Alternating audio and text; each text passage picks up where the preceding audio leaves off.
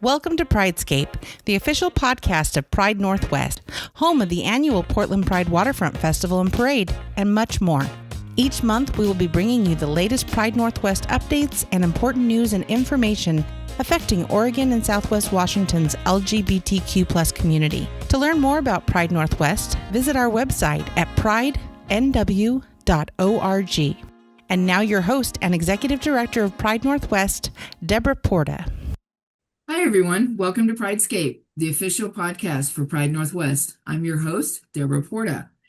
Y'all are in for a treat today because in this episode, I'm super excited to welcome our reigning Gay Prides of Portland title holders, Saint Syndrome and Austin Lindsey. Thank you so much for joining us, y'all. Hi, I'm so excited to be here. I would be remiss in not mentioning that our Mixed Gay Pride of Portland, Mr. Missy, is unable to join us today, but I really want to shout out the work they've done this year, being part of the Pride Northwest family, and doing the work this year. Well, actually, let's start with the basics. Would you each like to introduce yourselves? Whatever you'd like to share, who you are, all of those things. Maybe a little bit about what inspired you to compete last year. And definitely let's make sure folks know who you are, what your title is, and we'll just go from there. Hello, my name is Saint Syndrome. I'm the lowest bass with the smallest waist and Portland's piano-playing drag queen. I am current reigning Miss Gay Pride Portland, and I'm very excited to be here.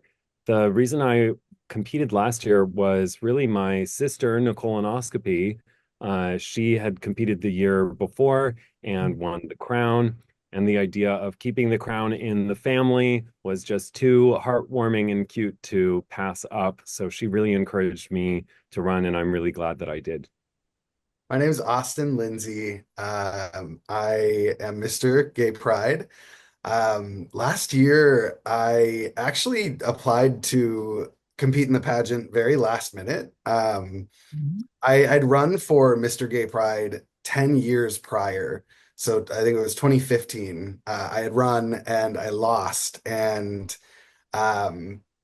I just never went back for it. And something last year told me to go for it. I think I'd been feeling just really out of the loop in terms of my creativity, and I'd spent a lot of time working and kind of wanted to just prove to myself that I still had it in me to create art and speak up. And it was super validating to just not only get on that stage and share what I've been working on, but then also to take the title was also very validating. So that's a little bit about me.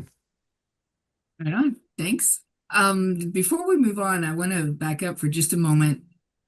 Saint Syndrome, you just mentioned something about family, and there may actually be folks in the audience who don't understand what you're talking about. Would you be willing to, what does that mean? Sure, yeah.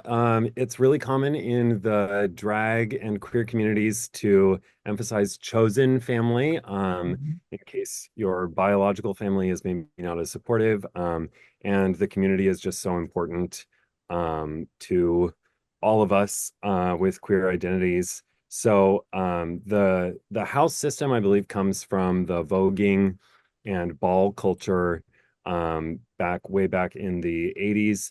But I view Nicolonoscopy as my drag sister, even though she is really my co-star and bestie.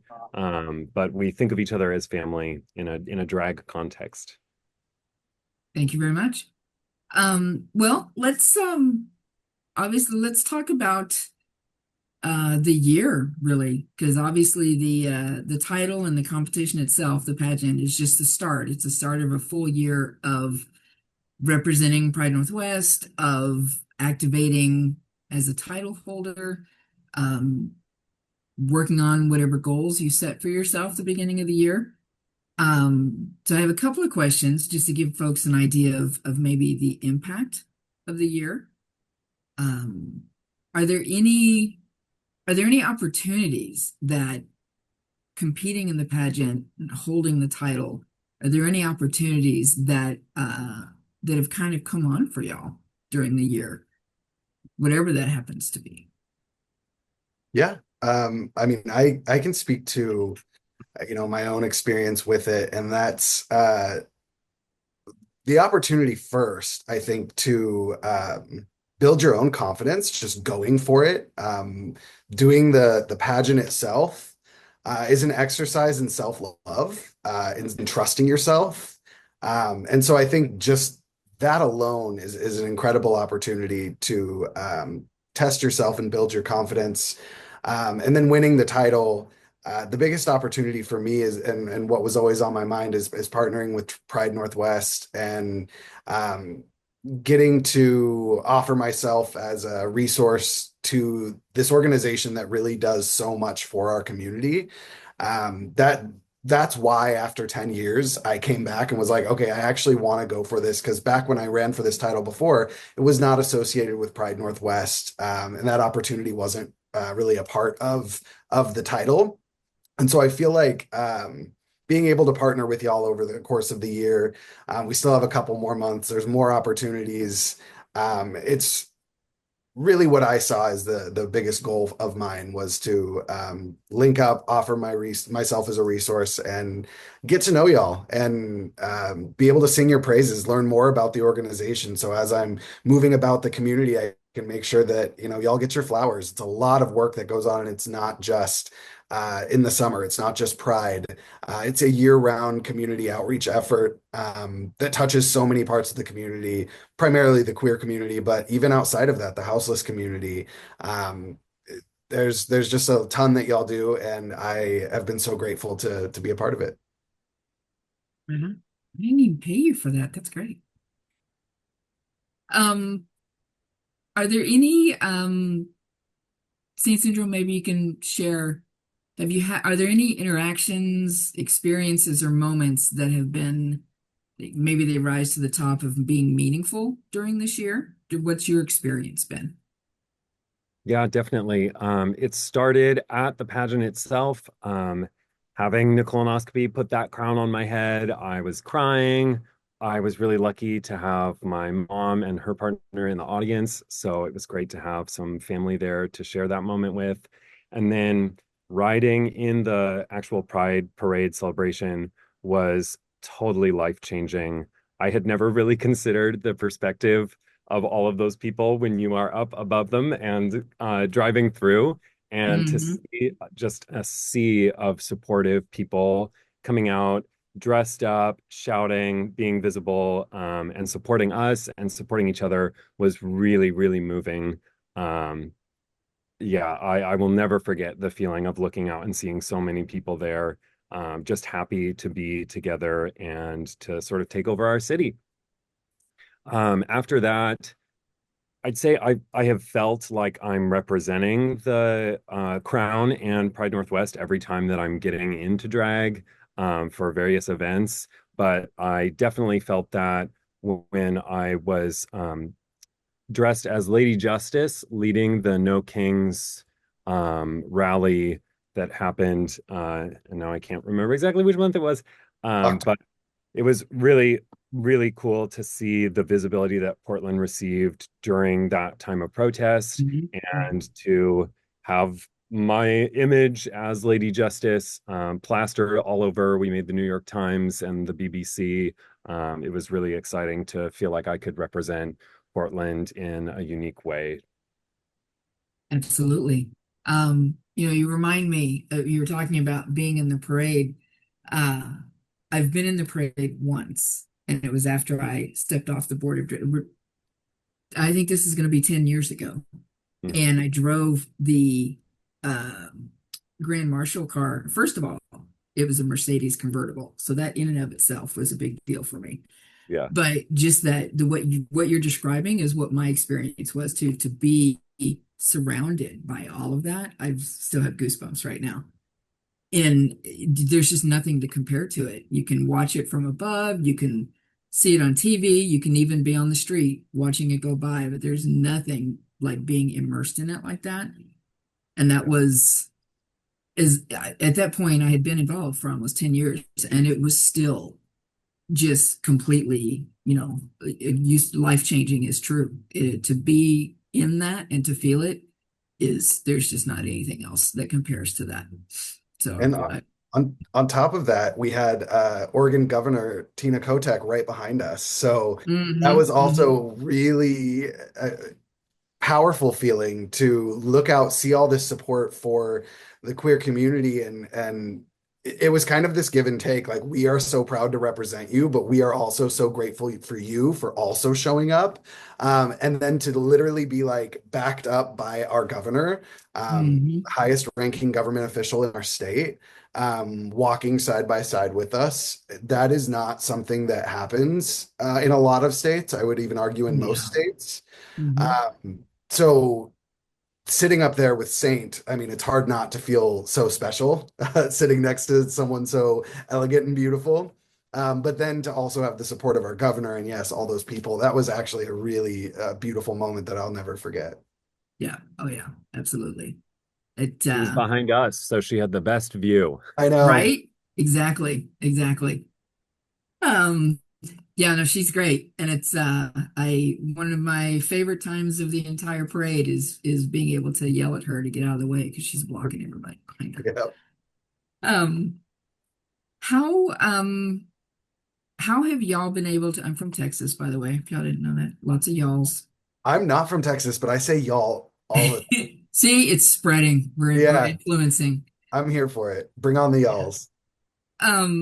How have y'all been able to use your platform? Because I remember in the interviews, in the very beginning, I was just super struck by everyone who walked in the door to interview, to participate in the pageant, had a really clear, like, this is why I'm here, and this is what I do.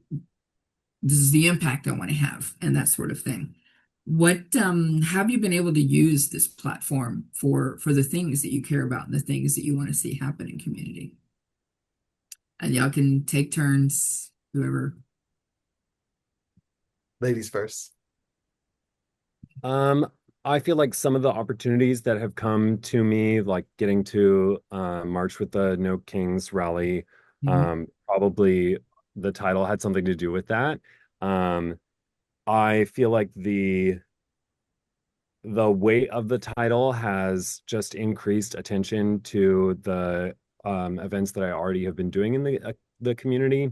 The one that I'm really passionate about is my Keyed Up Karaoke that I feel like provides a safe space for people to sing with a live pianist and drums. A lot of people who have not had that opportunity since choir in high school, and it's been a very supportive event with just lots of queer joy. And so I feel like attention has increased on that, and more people have known that it's going on and been able to attend and make music together.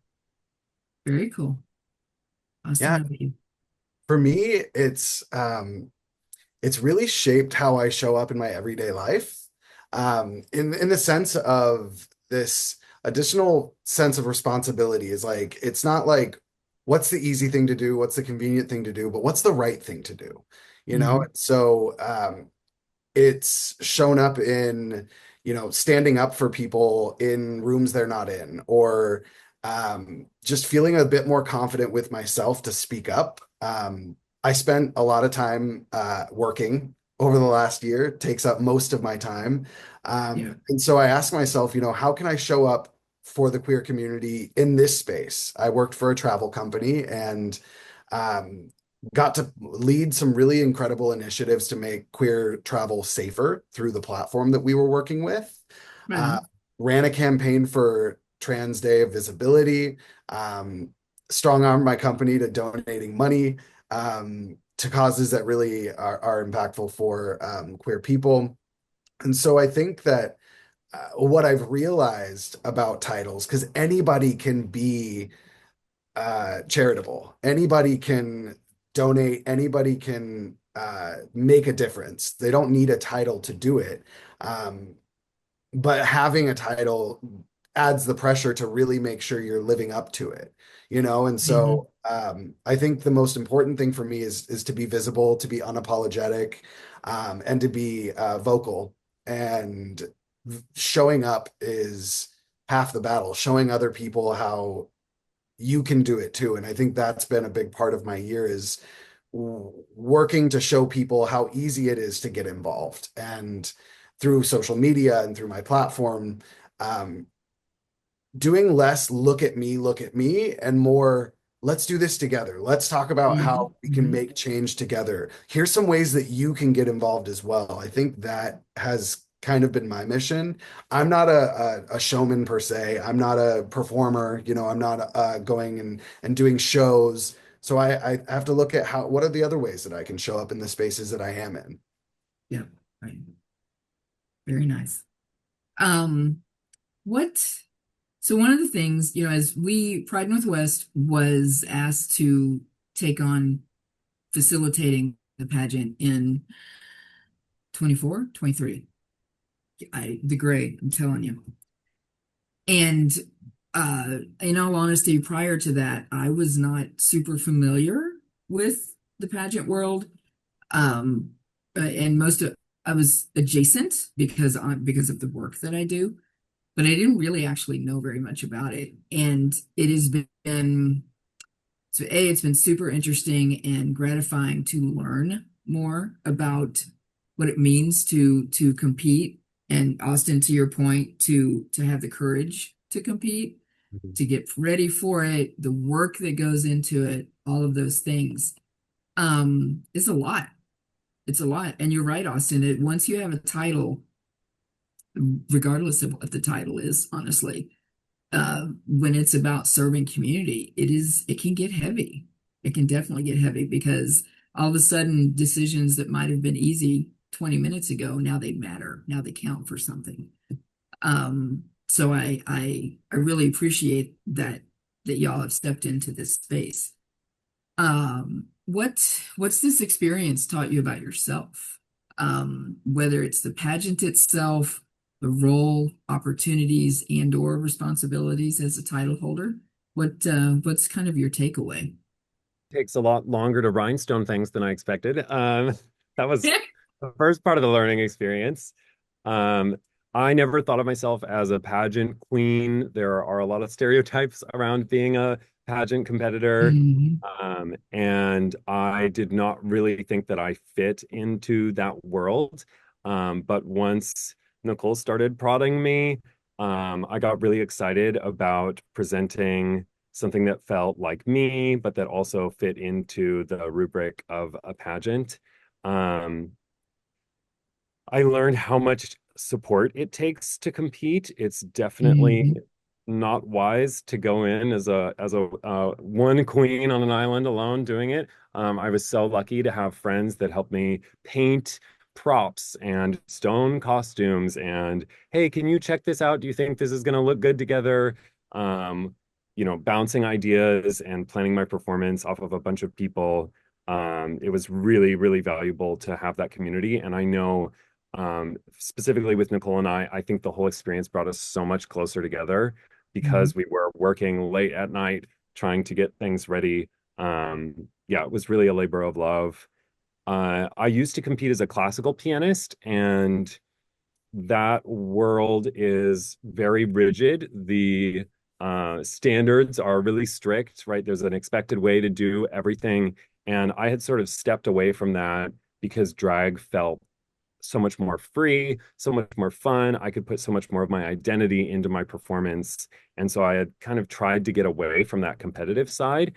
And being in the pageant brought back a lot of that nervous energy and some of that competitive energy. But it was really cool to see how that played out in a joyful queer context where Mhm. no one's asking me to be something that I'm not, and we're there to celebrate our community and the creativity of our queer community. So that was like a really fun reframe for me to put competition into sort of a new light, if that makes sense. And I appreciate that because I've had a couple of conversations with folks much more versed in the pageant world than I am, and it has actually caught some folks off guard how, I mean, obviously y'all are competing and I know that folks can get super competitive, but that feeling of being able to be who you are and bring who you are, and it's not a preset list of this is who you need to be, Yeah. has actually caught some folks off guard. They're not quite sure what to make of that and what to do with it because the feeling of the pageant, just based on that, seems to feel different in some ways. So it'll be interesting to see how that progresses. Austin, how about you? Yeah. So I'd taken a long break. From performing, getting on stage, putting together numbers, choreography, outfits, all of that. And it's something that like I have a yearning for the stage. I always want to get up there, but I have a life, I have work, I have responsibilities that are stressful, and it kind of turned into something that gets put on the side, the back burner. And so the last couple years that have gone by, I've always thought about it, but I'm like, no, it's not who I am anymore. Like I need to get over it. And then this year I was just like, you know what? I'm gonna go for it. And I was really nervous about whether I would win or not, but I was more nervous. Like, can I pull it off? Can I make myself proud? Am I still able to do that? Do I still have that in me? Can I put together a vision? Can I dream something up and bring it to life, put it on stage and have it be accepted? Mm-hmm. That is, and I got the answer to that, which was yes, I can do all of those things.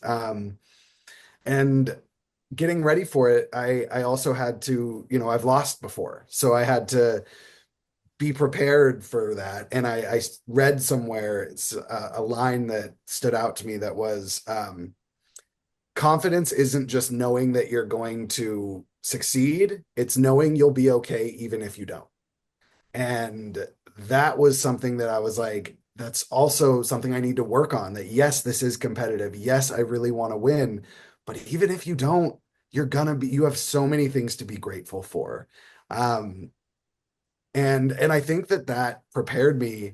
I was recently laid off from a job that I had had for almost 6 years. And it came as quite a surprise to me, but it didn't shake me as much as I would have thought it would. And I think it's because I've spent a lot of time thinking about that. Like, yes, winning is great. Yes, succeeding is great. But even if you don't, you'll still be okay. And I look at my life, I have friends, family, a community that I uplift and that uplifts me. These are all things to be very, very, very grateful for. So yes, it is very competitive. And when you go into that type of environment, it can be stressful, it can be hard.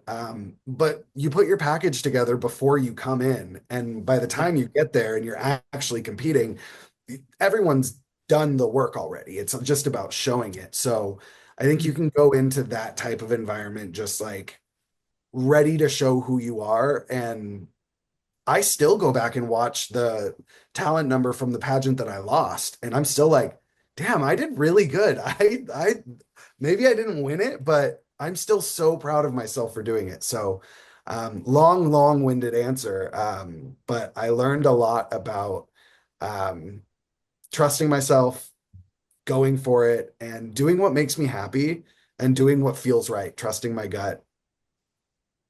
Um, is there something in thinking about what it has taken and what it takes to compete in a pageant, to compete for a title? Is there something that folks might not realize about competing for a title? Something that it takes, something that it includes, um, just something unexpected. It's not that serious, I would say, is my when you're competing for it. Like I said, yes, winning is great, but it's nothing to like, and what I mean by it's not that serious is don't forget to have fun. Don't forget to take in this moment. I mean, for me personally, performing on the stage at the Crystal Ballroom, this venue that I've gone to since I was a kid, seeing some of the biggest stars like in their first tours before they go on to be these like really big selling out arena stars, they start at this same place that I'm at now. And I think that taking that in and not forgetting to really take in that moment is something that I would tell someone that's getting ready to compete in it. It's not that serious. It's just a silly little dress up pageant. Like, so make it everything that you ever wanted it to be. Yeah, I would agree. I felt the honor of being in that historic venue really potently when I was there. Um, I guess it moves really fast. It feels like a Mhm. long time. I think if you're out in the audience, it feels like a long event. But while it's happening, people are scrambling. You are racing around. You've got people helping you get dressed. And where did I put that wig? And oh my God, I thought I had the jewelry all set aside for this look. And so it does feel pretty chaotic. And then you have to step on stage and try and be poised and as regal as you can be. So yeah, but I kind of enjoy that chaos. I think it's really fun. And I definitely felt with a lot of the performers, the camaraderie backstage, Mhm. the support, everyone telling each other good job and good luck. So that was nice to see. Absolutely. No, I appreciate that because it's from the outside, we have a tendency to hear about the drama, the whatever, just the whatevers, and coming into the at least adjacent inside, that's been actually one of my favorite parts is to be able to actually experience uh or recognize that there's community happening here and that the strength is being built because of the relationships that are being fostered um during the competition or through the year, whatever that is there been anything that was harder than you expected it to be? I'll just say there's always a nagging feeling in the back of my head that's asking, are you doing enough?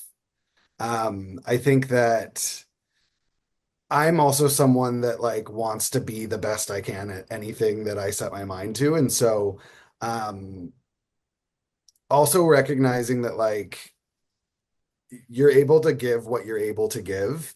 And Mm-hmm. whether that's a lot or a little, the fact that you care enough to give it all is really what should matter. And I think that in a year like this, it's really what you make of it. The requirements for the role are actually quite slim. You have the pageant, you have the parade, and then you have the next pageant. And those are like and then showing up for Pride Northwest. So I think for me, feeling like there's more I should be doing or I should be donating more or um that's been kind of hard for me to be like, no, it's okay. You're doing what you need to do. You're showing up where you're supposed to, and it's fine. So I think I'm just too much of like a not I'm not a perfectionist, so I don't want to use that word because I'm certainly okay with not being perfect. But um I think my heart is bigger than my abilities sometimes. I understand that one. Syndrome, how about you? Yeah, I would say I definitely struggled with some imposter syndrome. Um, and kind of relaxing into the role Mm-hmm. was difficult. Um, there are people that definitely wanted to be wearing the crown, so I have felt a little bit of that as well. But I think it's been a good exercise in reminding myself of the skills that I have and of the type of leader that I am and of the way that I want to show up in our community um, to kind of quiet some of those voices. I definitely echo a lot of what Austin said, that pressure of wanting to do more, of feeling like there's more that I could be putting myself out there for. But it's been also an exercise in stepping back and saying, whoa, whoa, whoa, whoa, look at all these ways that you are showing up. Look at all these things that you are doing in the community and ways that you are being visible, that matter to people. Yeah. Absolutely. Let's talk about what's coming.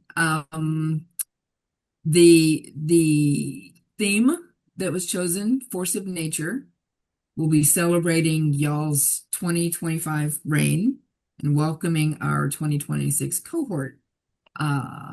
Folks who are listening, if they want to attend, what can they expect? What's the experience? What are you thinking? All right. So you know how I was saying, like, you go into the pageant, you put in weeks of, preparation, and you hope you win. Well, now I have months of preparation for what I want to bring to the stage and what message I want to say, and the story I want to tell. So if you did go last year and you saw my number, which was really sick, by the way, sorry about the confetti. It, Just I did not have to say that. I know, I feel so bad. But if you saw that number and you thought, wow, that was really cool, I pulled that out in 3 weeks. So we're gonna give you a show. I don't know who's gonna be competing, but if I know the gays, which I do, they're gonna bring it as well.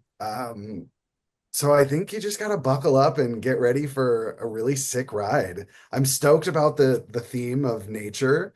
In Portland and in Oregon, it's abundant and it's really a part of all of our DNA. And so it looks different depending on whose lens you're looking at it through. So I think that it's going to be really cool to see what each individual person takes from the theme and what they bring to the stage. So I think you're going to get a really diverse showing of what that means to everyone. So just buckle up, get ready for a really fun time. Right on. Yeah, I'd say get ready to lose your voice. You're going to be shouting and cheering a lot.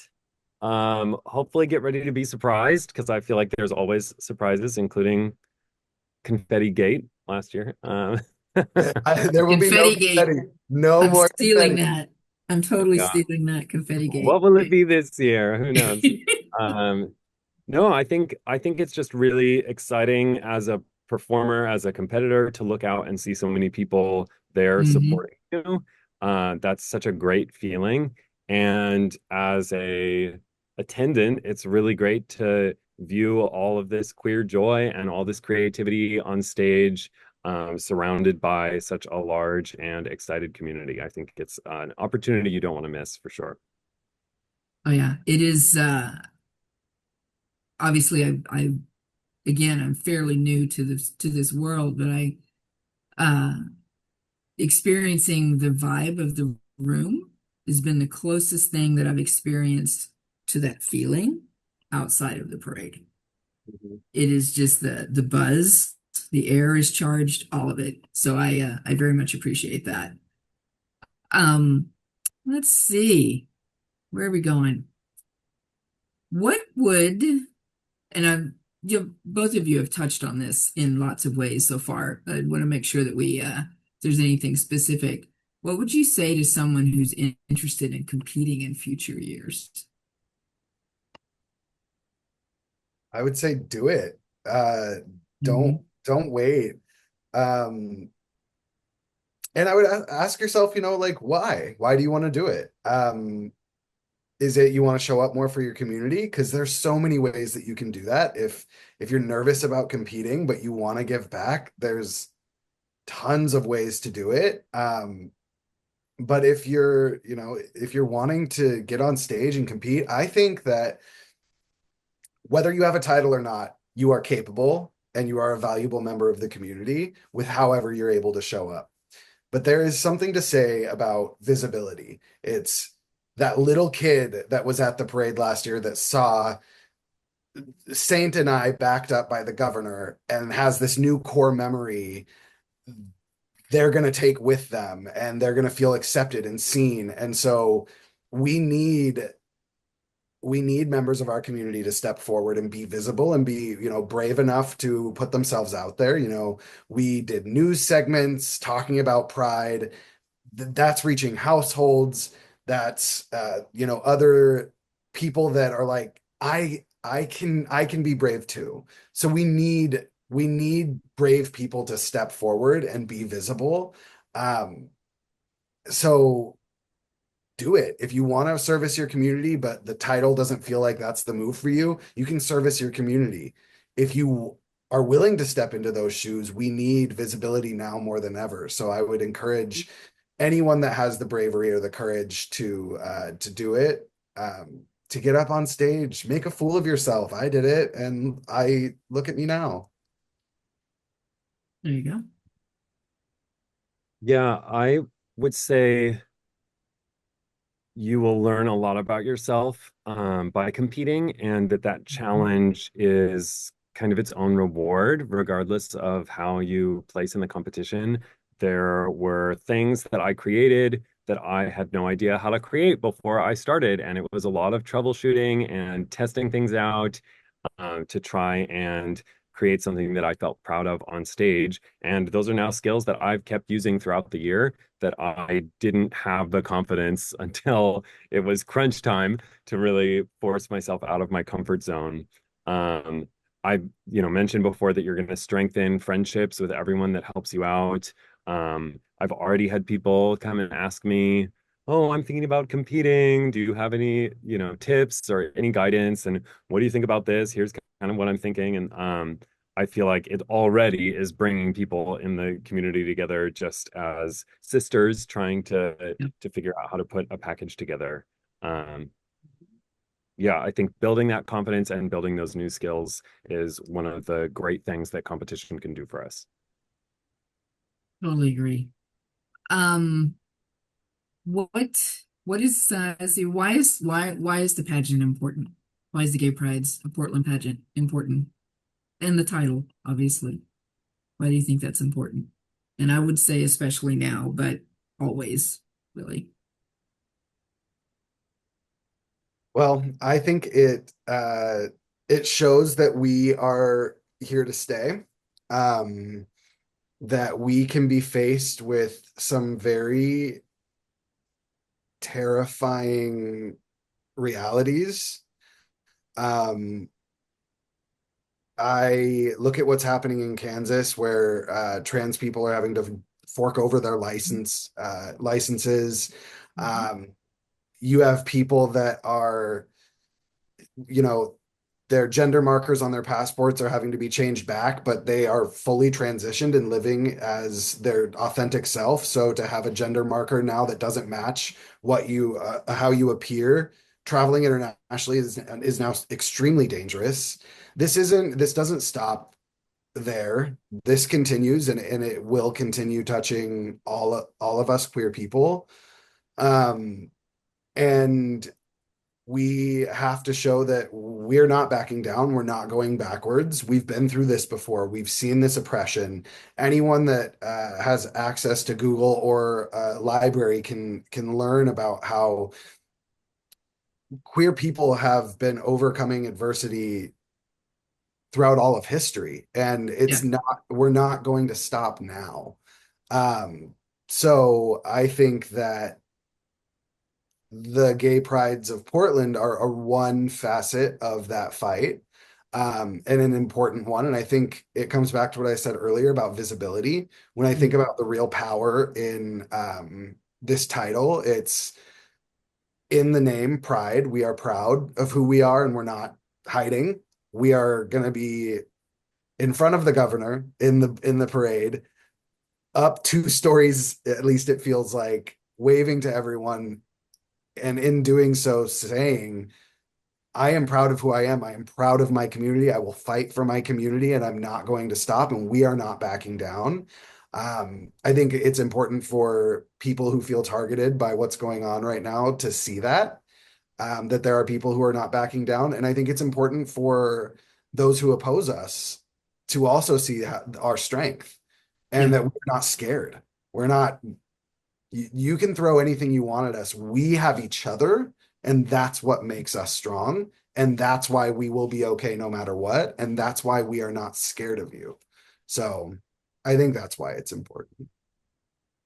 Yeah. Yeah, touching on visibility, I teach piano, so I have students of varying ages, and after the pageant, I went to teach a lesson, and uh one of my students just very casually, he goes, I saw you on TV and I wanted to say I thought your dress was really pretty. And this was a student that I did not know knew anything about me doing drag. And for him to have that experience of this is an adult that I trust, that I work with, that is encouraging me day in and day out, who also is now on TV in a parade in a dress, and that not being presented as scary, I Yeah. think is super valuable. And it just gave me a lot of hope for the next generation, and that it can be frightening to be visible a lot of the time, but moments like that make it feel really worth it. Um, and beyond that increased visibility, I think just being able to look out and see this is how many of us that are willing to show up early in the day, stand around and wave our flags and dress however we want, in a time where if you are getting your information from the news, it can feel very isolating, Mhm. and you can feel like we are fighting a losing battle. Just to see how many people are willing to still show up IRL in person, and be hot and crowded, and try to support each other and have fun and be joyful. I think that's a recharge that I know I definitely need every year, Yeah. and it feels like I need more and more of that recharging to get through the next few years. And Pride provides that, and the pageant helps provide that. Yeah. That's I mean, that's one of the things that Pride is. It's literally, that's the thing that gets us through to the next year. That, we've uh I could go on a long time about that. I get on my soapbox about the importance of the visibility in the space of Pride. And for me, that also includes the pageant. It is a space of community where everyone who's part of it is stronger when they leave that space. And that's what that space is for. So I appreciate that. Well, let's see. So this year, I'm doing a little sales pitch. Uh, this year's pageant will be, as mentioned, at the Crystal Ballroom, June 21st. General admission and VIP tickets can be found on our website, prideandw.org. Saint Syndrome, Austin, Lindsey, thank you so much for this conversation, for your service, for becoming part of the Pride Northwest family, and for spending some time with me today. I super appreciate it. Is there anything else that you want to make sure our audience, I'm sure I'm forgetting half a dozen things I'm supposed to say, but is there anything else you want to leave folks with? And Show up to the pageant and please support your local queer spaces. Mhm. Downtown could really use a lot more of us, and I know I would love to see everyone listening at a show or coming out and supporting our community. That's so important. Get off your phones. Feel called out. Okay. Um, Um, I would just say, you know, make conscious choices every day to show up for yourself, for your community, treat others the way that you want to be treated. You don't need a title to make a difference in someone's life. You don't need a title to be a good person, So go for the title if that's what you want, but live your life like you already have it. Have fun, enjoy everything, hug the people you love, um, and fight oppression everywhere it shows up. feel emboldened and empowered to speak your truth, defend yourself and the people you care about, and lean on your community for support. We're here for you. Absolutely. Well, thanks everybody for tuning in.